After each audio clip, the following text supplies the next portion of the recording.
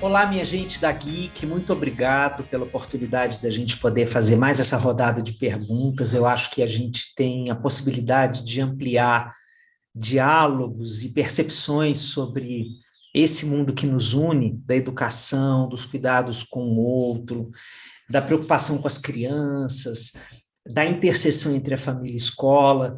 Então, eu estou aqui hoje para a gente poder acolher essas necessidades de vocês através das perguntas que me chegaram. Vamos lá. Primeira pergunta é: meu filho não gosta de estudar nem de ler, mesmo eu tendo o hábito de leitura. Como posso incentivá-lo a ter prazer em aprender? Olha, em primeiro lugar, a gente precisa dizer que nem sempre nós vamos conseguir ser essa referência quase como um modelo para ser copiado, né, nas nossas virtudes. Porque o processo dos filhos acolherem a identidade deles passa, inclusive, por alguns momentos em que eles vão negar a gente como referência. Eles aprendem que eles são pessoas também quando eles rejeitam alguns comandos. Eles estão treinando o processo de autonomia, né? Então isso começa desde muito cedinho, mas se prolonga pela vida toda. Em alguns momentos, às vezes, em que a relação está mais tensionada, e às vezes os temas relacionados à educação tendem a tensionar as relações dessa forma, né? Então eles ficam mesmo mais receosos em seguir os nossos comandos. Agora, o tema da leitura já é um tema mais difícil para essa geração, porque é muito mais influenciada por um certo apelo audiovisual. Eles têm tudo à disposição deles através do Google, com vídeos no YouTube. Então, por exemplo, nem ler um manual, nós ainda somos da época que a gente comprava um eletrodoméstico, por exemplo, e a gente abria o manual, lia e aprendia a mexer com o eletrodoméstico. Hoje, como é que essa garotada faz? Eles olham o código do produto, coloca lá no Google e tem um tutorial. Eles acham alguém que já testou o produto, que já abriu, que já viu como é que funciona e aprendeu sobre os seus possíveis defeitos, como é que a gente usa melhor, como é que a gente evita que dê errado, etc. Então, isso é só um exemplo para a gente poder pensar que a geração dos nossos filhos ela já tem um apelo muito mais audiovisual e que o incentivo à leitura ele pode passar, por exemplo, por você prestar bastante atenção no seu filho no tipo de conteúdo que ele mais gosta de consumir, por exemplo, nos vídeos ou nos filmes que ele assiste, nos desenhos animados, no tipo de conversa que ele desenvolve mais. E às vezes você pensa assim, ah, mas eu vou comprar um livro sobre o jogo que ele joga, sobre o desenho que ele assiste, que pobreza, né? Às vezes a gente entra nesse tipo de reflexão e a gente tem que pensar que a gente está treinando o hábito, não necessariamente o conteúdo. O que eles estão mais carentes de desenvolver é a possibilidade de habitar essa leitura. Agora, o que todos os pedagogos têm estudado, e isso é uma preocupação de todos nós que somos adultos e estamos coordenando ações educativas, é assim, cada ano as gerações de estudantes estão lendo menos. Então, isso é uma preocupação, sim, porque a leitura, em algumas circunstâncias da vida, ela não substitui o vídeo, ela não substitui o audiovisual, né? O audiovisual não é substituído, não é um substituto palatável, assim, que constrói o mesmo grau de aprofundamento, de profundidade, de experiência com a leitura. A leitura tem essa dimensão também mais criativa, que quando eu leio, eu imagino o mundo, né? E eu também acho que vale a pena, em qualquer idade, continuar lendo antes de dormir. Essa história de ler antes de dormir vale muito a pena, viu, gente? Não só para criança pequena. Bom, meu filho tem prazer em aprender assuntos de interesse dele, como matemática e ciências. Como incentivá-lo a se interessar por outras disciplinas, como língua portuguesa?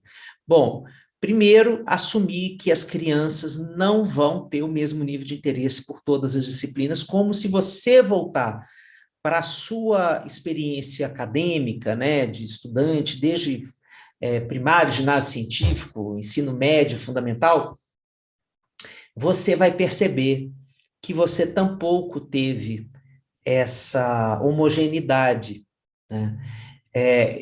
Eu acho que entender por que que ele, de repente, não se interessa por uma disciplina, pode passar também, por exemplo, por conversar com ele sobre como é a relação dele com o professor.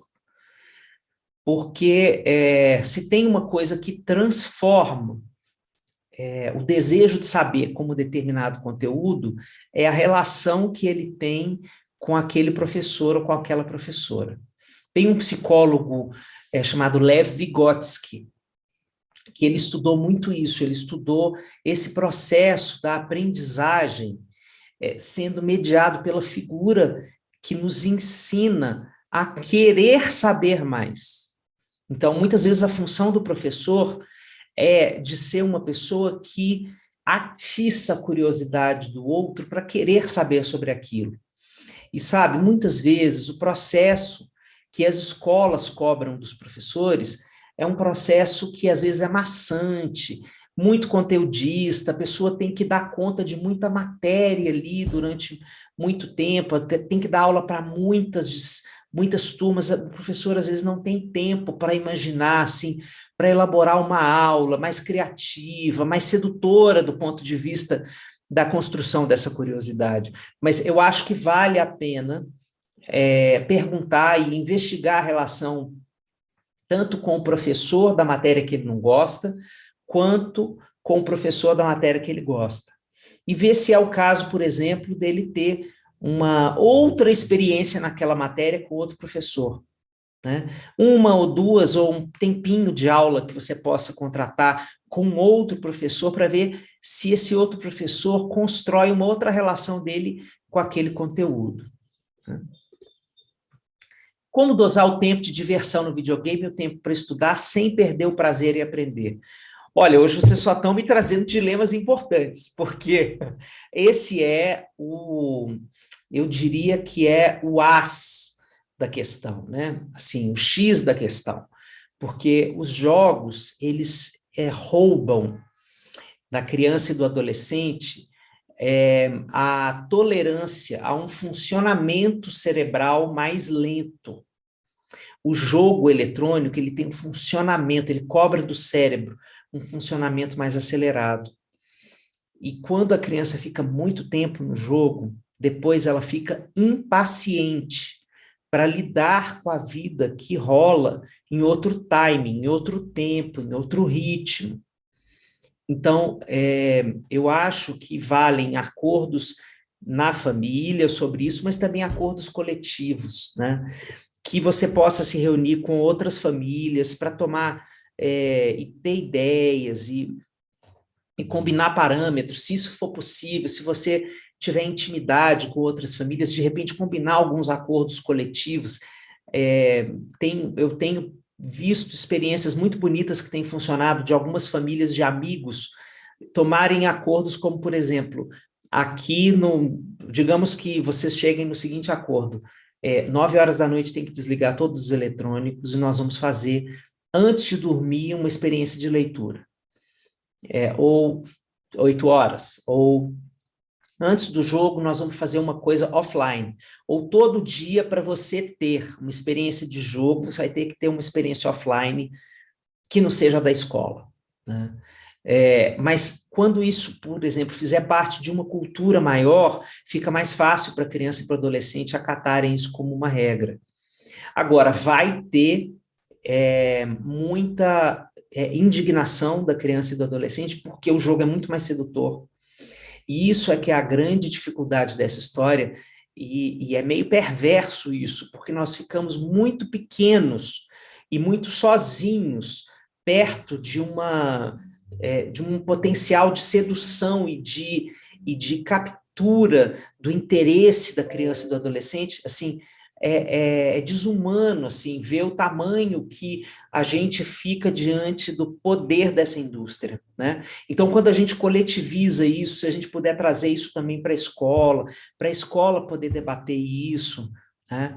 E poder trazer isso no âmbito de um debate para as crianças poderem, os adolescentes poderem se preocupar um pouco mais com isso, e não são essa preocupação só dos adultos. Ansiedade pode atrapalhar os estudos. Como ajudar minhas filhas a superar isso? Bom, a ansiedade, ela é um pedaço da ansiedade, é parte da vida. Quando a gente não tem ansiedade, a gente fica inerte. A ansiedade, digamos assim, do bem, é aquela parte que te faz se incomodar com alguma coisa que está na sua vida, não do jeito que você gostaria. É uma angústia, um incômodo. E isso leva você a construir novas ações para velhos problemas. Então, essa ansiedade, ela pode ser muito boa. Então, para a gente saber se a gente está diante de uma ansiedade boa ou ruim, precisa escutar, precisa entender. Mas o que está te deixando ansioso? O que a ansiedade está fazendo com você? Tá, por exemplo, coisas que a ansiedade faz conosco. Às vezes a gente fica com um pensamento muito repetitivo, circular, como se fosse um pensamento que invadisse e que a gente não parasse de pensar naquilo. Ah, meu Deus, eu tenho prova na semana que vem, eu tenho prova na semana que vem, eu tenho prova na semana que vem, eu não estudei ainda, eu não sei nada, né? E aí o pensamento deixa de ser eu tenho prova para passar a ser eu vou tomar bomba, eu vou repetir de ano. Então, a gente precisa escutar a criança e o adolescente para saber por onde está indo o pensamento dela. Porque a ansiedade é um grande minhocário no cérebro. A criança fica cheia de ideias, assim, e se ela não divide isso com ninguém, ela não tem como como cortar esse pensamento. Então, a nossa função é conversar com essa ansiedade, acalmar, abraçar, oferecer ajuda, perguntar, tentar construir saídas, né? Quando a gente percebe que ela está muito pilhada com um dilema escolar, com uma tarefa, oferecer, né, a gente junto, vamos sair, vamos dar uma volta, vamos respirar um pouco, vamos ver uma coisa leve, você está precisando relaxar um pouco, depois você volta, eu volto com você, né? Entender se essa ansiedade está relacionada a uma condição que não tem a ver com nada de cognitivo, porque pode ser que ela esteja com medo de um professor, né, ou preocupada com o bullying que ela está vivendo na escola, porque ela não é boa naquela matéria, ou porque ela sente que isso é importante, porque ela está, sei lá, adolescente, está apaixonado pelo garoto, e ela criou na cabeça dela a fantasia de que se ela for mal, ele não vai admirá-la. Assim, pode estar acontecendo um monte de coisa, gente. A gente não sabe exatamente o que, a gente tem que escutar. Como lidar com os filhos adolescentes quando não compreendem o seu lugar no mundo? Quando acham que não se encaixam mais nos círculos de relacionamento social e escolar. Nossa, que pergunta boa e ao mesmo tempo difícil, né? Eu quero te deixar um abraço sobre isso, né? Porque quando a gente tem um filho que está se sentindo fora do mundo, isso é uma dor terrível para a gente, né? Porque tudo que a gente deseja e a gente faz tudo que tiver ao nosso alcance para os nossos filhos se sentirem com esperança de habitar o mundo. Então, se eles estão dentro de um mundo que está fazendo eles se sentirem do lado de fora, primeiro a gente tem que se perguntar se é nesse mundo mesmo que eles têm que habitar. Muitas vezes eles estão num ambiente escolar que está fazendo com que eles se sintam muito excluídos. Então, aí é conversar com a escola, conversar com a coordenadora, com a professora, ver dentro da turma se tem alguma coisa que eu posso fazer, né? Que a gente pode conversar com a mãe, com o pai, para entender o que está rolando na turma de amigos, tentar intervir em todas as frentes que você puder, assim, pensando quem são as pessoas que melhor podem ajudar meu filho, conversar com um amigo dele para entender melhor o dilema dele, se ele está num momento mais introspectivo, não quer me revelar o que ele está vivendo, eu posso conversar com um amigo, né? Eu posso conversar com a professora, eu posso tentar colecionar uma série de impressões para ver até onde vai meu potencial de ação, né? E como eu posso construir coletivamente saídas para esse problema.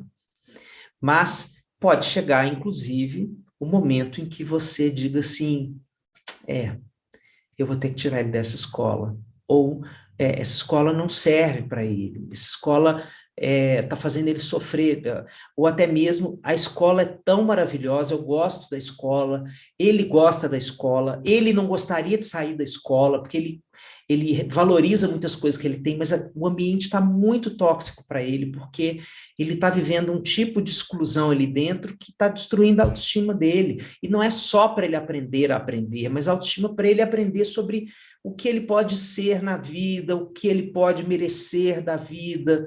Então, isso é uma coisa que a gente precisa ter olhos de ver, assim, e pedir muita ajuda se for necessário. Peça ajuda profissional se você achar que a coisa está muito pesada para você sozinho, sozinho, só vocês, né? Peça ajuda profissional. Em muitas situações que nós debatemos aqui, pode ser que uma ajuda profissional valha muito a pena. Com a volta às aulas presenciais, minha filha ficou mais tímida por causa do distanciamento da pandemia. O retorno está sendo bem difícil.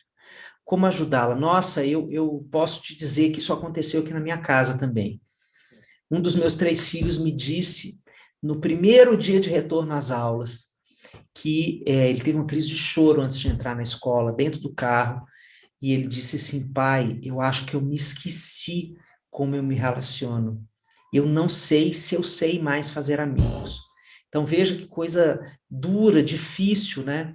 É como se a gente tivesse ficado enferrujado. Sabe aquela sensação quando a gente deixa de malhar? Como se a gente tivesse ficado enferrujado nessa nossa capacidade de nos relacionarmos com os outros. Então, acho que agora é o momento da gente ir com calma. Quando a gente está enferrujado e vai voltar a malhar, a gente não corre uma maratona no primeiro dia. A gente anda poucos minutos, depois a gente começa a correr um pouquinho, mas tendo muita compaixão com o estado do nosso corpo, da nossa alma. Então, é assim, incentivando a criança, com esperança, falando das suas dificuldades como adulto, porque nós também nos enferrujamos, não foram só eles, né? Como a gente está achando esquisito habitar um mundo em que as pessoas agora têm 3D de novo, a gente não sabe se abraça, se não abraça, se pode abraçar com máscara, sem máscara, o tempo inteiro sem máscara, agora vai poder usar máscara em espaço aberto, como é que eu faço? Mas tem pessoas que ainda assim não vão tirar a máscara, e tem as pessoas que não se vacinaram, então são códigos muito novos, nós todos somos aprendizes desses novos códigos sociais. A pandemia cobrou de nós uma capacidade adaptativa talvez inédita, né? Então a gente já viveu muitas fases. Agora você volta para casa, agora você tem que pôr máscara, agora você vai vacinar, agora você vai voltar a trabalhar, agora você vai voltar para a escola, agora você vai tomar a terceira dose. Tem variante nova, talvez tenha que voltar para casa de novo. O tempo inteiro a gente está mediado pelo medo, que a gente possa ser mais compassivo, que a gente possa sentir que a gente está entrando num funcionamento cada vez mais novo, desconhecido, que causa medo, mas que também dá muita alegria da gente poder reencontrar as pessoas, que também a gente celebra, poder ver, se emocionar, como a gente está aprendendo a ler os olhos das pessoas sem o sorriso que está tampado pela máscara, como a gente está aprendendo a habitar a vida nova. Então eu desejo para todas e todos vocês, que vocês possam apoiar os filhos de vocês nesse retorno, com delicadeza, com gentileza, né? Que vocês possam continuar sendo os abraços que essas crianças e que esses adolescentes merecem ter na volta às aulas, em todos os momentos da vida. Essa era a última pergunta, então eu me despeço aqui de vocês, me deixo à disposição, vocês podem me consultar no Instagram, eu estou lá no Instagram, @AlexandreCoimbraAmaral, vocês podem me adicionar e me escrever, eu respondo todo mundo, tá bom? Um beijo enorme, obrigado, Geek, pela oportunidade da gente conversar mais um pouquinho sobre esses dilemas da vida. Beijão.